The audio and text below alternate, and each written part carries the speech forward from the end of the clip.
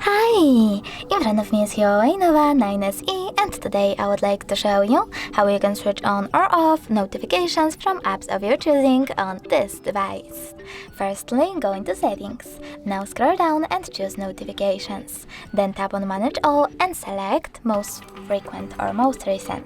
Then select one of those options. I will go with Most Recent and tap on the switcher next to an app from which you want to disable notifications from, like Chrome. So now when I click on the switcher next to it, all notifications from Chrome browser are now disabled. If you wish to enable them, click on the same switcher. You can also go back, scroll down, tap on one of your apps over here, like Chrome again, and manage notifications from here. Thanks so much for watching. If you enjoyed this video, leave a like, comment, and definitely subscribe. Bye!